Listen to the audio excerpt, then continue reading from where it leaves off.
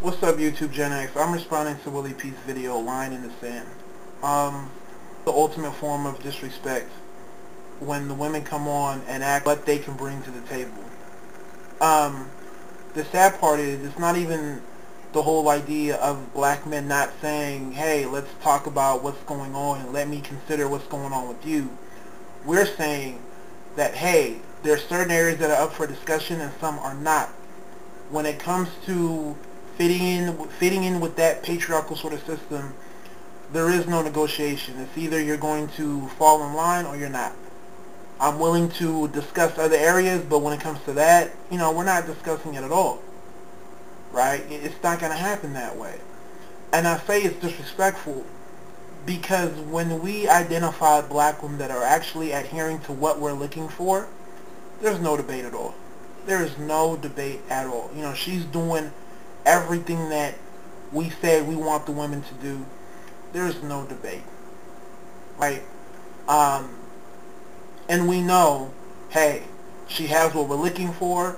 So if we're not coming at her with the whole, listen, if we get together, I can damn near guarantee you we're going to have this sort of upper middle class sort of lifestyle. Don't even approach her. It doesn't matter about slavery. It doesn't matter about racism. It doesn't matter about police officers. It doesn't matter about drugs. It doesn't matter about hip-hop. If you can't say, hey, we're going to have that upper middle class sort of lifestyle, it's not going to happen for you. We've even got into it with other black men who want to come on and talk about how education is for white people. How come you have to hold me to a certain standard? Fuck this, fuck that. But then turn around and talk about the sort of women that they want. And it's just like, dude, the women that you want, you're not going to get her unless you can say, hey, we're going to have that sort of upper middle class sort of lifestyle. We smack down other black men because we know that there's no negotiation. There's no, hey, let's see what she's willing to take. It's either you're going to fall in line or you're not, right? Don't even look at her if you're not willing to say, hey, let me go out here and make sure that I can provide that sort of lifestyle. Whether you're blue collar or white collar, it doesn't matter, right? There's a scene in that movie Collateral Damage. Came out 01, 02, somewhere around that time, with Arnold Schwarzenegger, and his family gets killed by some, what were they from? Brazil or Colombia, I think. Some Colombian terrorist cell. So he goes down to Colombia. I think it was in Colombia.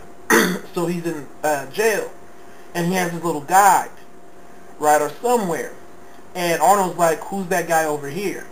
And his guy was like, huh, don't even look at him if you can't kill him. And I started rolling. Don't even look at him if you can't kill him. And that's kind of how I feel. You want that sort of chick that's doing everything that you want? Well, don't even look at her if you can't come right and say, hey, in due time, we're going to have that sort of upper middle class sort of lifestyle. There's no negotiation. There's nothing I can say, right? But when it comes to the men, this whole idea that we need to have this sort of open discussion, right? And you have women that don't even qualify chiming in. Like, what the hell is going on? To me, it's the ultimate form of disrespect. It's not even a game. It's not funny. I'm not laughing. I take it seriously. I'm dead serious on it. This is not a game. This isn't, well, you know what black women mean. You know how women operate now. Fuck all that. It's not about that anymore. Alright, this is real. Don't give me the whole, well, women are emotional, defense mechanism. None of that shit matters anymore. Right? All that shit is out the window. Right? You're laughing. You're laughing because it's so outrageous. It's like one of those laughs that's like, uh-oh, he's laughing but he's about to go off. It's one of those. Out of all the areas that you can talk about that we've said, hey, let's figure out how it can work. The only real major area that the men are saying, on-point men are saying, is that, hey, you need to fit in with the patriarchal sort of system and keep it tight. Right? Keep it tight. That's all. How I met you is how you should be. Not that serious. And those are easy compared to what other men want. It's like black men are saying, all you really need is a 2.5. Other men are saying, you need a 3.8. You know, and you got black men that are still getting women who got 1.5s, 2.0s on some, how come I'm not being accepted? You know, you got women who barely got to 2.5 and they think that, you know, they're the stellar standout student, and you're like, what's going on? You know, how can the most lenient men be dealing with the most bullshit? You know, black women should be on some like, we have it easier. You know, black women should be able to sit in a room with non-black women and say, I feel sorry for you guys. We don't have to do as much as you guys do. But you still get the bullshit. You still get the bullshit. That's why we say, you know, when you got non-black women that are into black men exclusively, they have an easy time. The fact remains that the white girl who wants black men is competing against other white women. Right? Because she knows, you know, she has black women beat the second she says, I'm willing to fit in with that sort of patriarchal sort of system. He has his shit together. That's not even a question. But you have black women that want to question, hey, maybe we can have this sort of joint leadership. Like, what are you talking about right now? Right? And you're sitting back and, you know, you just shake your head. You know, that's why we've said, if you haven't come from a two-parent household, maybe you should really just sit down and listen. Right? Because you have no idea of what you want or where you're trying to go. You have no idea. You know, if you honestly thought that the Cosby Show was TV, fantasy, maybe you should sit down right now. You know, we've tried to tell the women, listen, we understand that you may have the fear of the dictator, but we've said, listen, it's not a dictatorship. There's no rationale behind it. How do I benefit if I'm married to a woman and I'm a dictator? She's unhappy. She wants a divorce. Who gets screwed over in a divorce? Or I'm a dictator. I have kids. My kids hate my guts, so they react in a whole bunch of negative ways. Daughter runs off. Son is like, fuck all that. You know, I'm going to live a life of crime. How do I benefit by being a dictator? So we've tried to let y'all know black male leadership isn't black male dictatorship.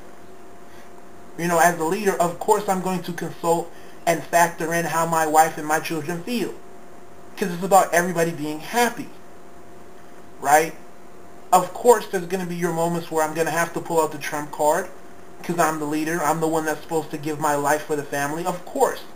But how often is that going to happen? It's not going to be day to day. You know, black women act like there's going to be this epic battle every morning. Every morning of who's in control and, you know, he's trying to dominate you. I'm like, what's going on? You know, it may happen maybe once in a blue moon where I actually have to come through and pull out that sort of trump card. But for the most part, we are already going to be on the same level, or else we would have never got together. You know, we would already be eye to eye on a lot of different areas. So there's not going to really be a whole bunch of gray areas where it could just explode. No. And the dumb part about it is there's going to be certain areas where you feel more passionate about, or you may even be more knowledgeable about. And I'm going to say, hey, do what you need to do. There's going to be areas where you're going to feel like, I have more info. Hey, do what you need to do. There's a whole bunch of shit that I don't really care about. You know, let me have a house, you know, a home. I'm worried about my lawn, my backyard, you know, the dogs having a place to play, basketball courts, how my house looks on the inside. I don't care as long as I have my, you know, 60-inch HD TV. I'm cool. I don't care about anything else, you know. So, you know, there's this idea that we're going to dominate all areas of your life. No. There's certain areas that I don't really care about. You know, take lead. It is what it is. What are we eating for dinner? Okay. Oh, you need me to go to the store and pick something up? All right, I'm not really tripping. You know, we've tried to have this conversation to let y'all know what it's really like, considering that we do come from two-parent homes and we were around two-parent homes. Right? But nevertheless, you still get the whole, we need to negotiate, we want equal partnership. And the dumb part about it is, your black women that come from two-parent households, for whatever reason, love to side with this group, right? Or they'll remain quiet. You know, the fact that the vast majority of your most outspoken women don't even come from two-parent households. You know, they don't know who their father is, right? It's sad to me. They're the most outspoken.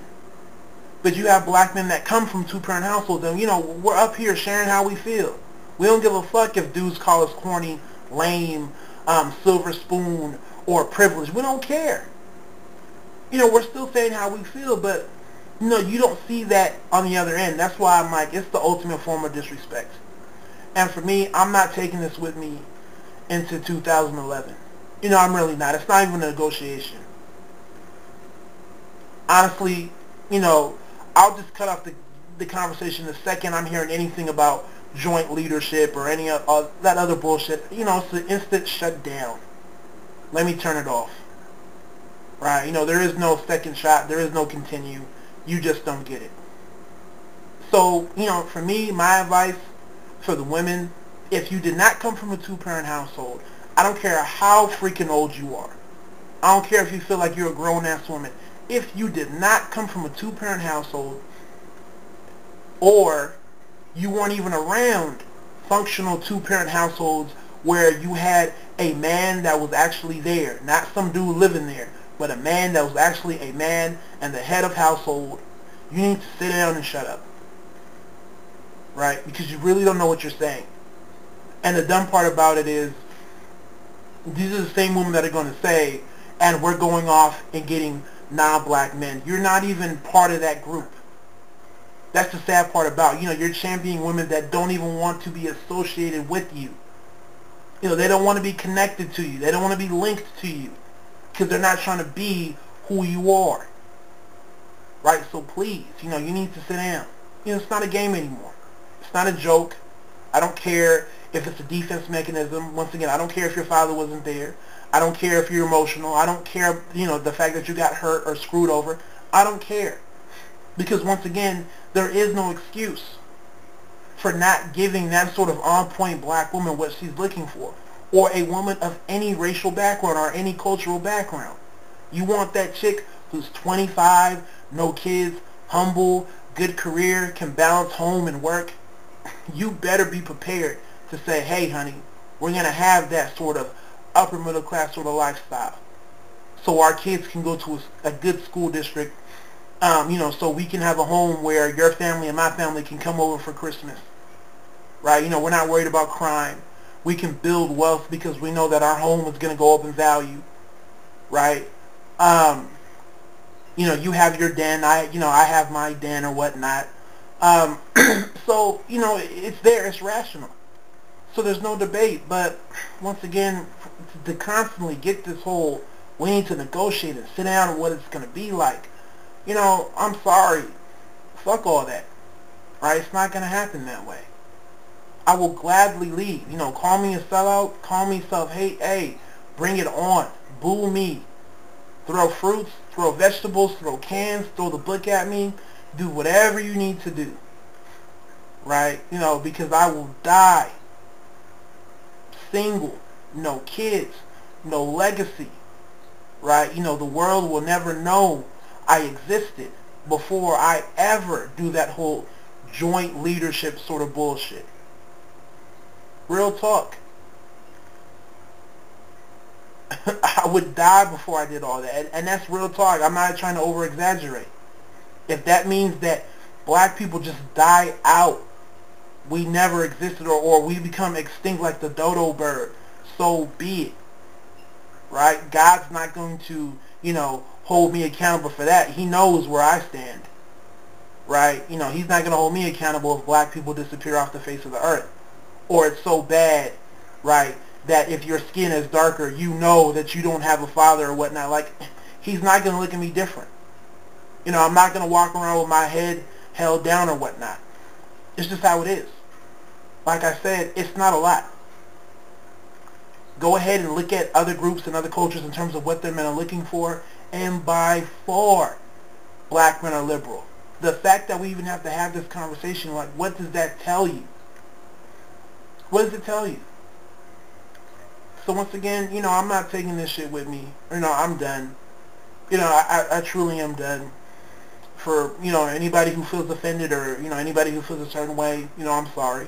I know I have a decent amount of black women that I do talk to, via PM and whatnot who get it, but overall, it's not enough.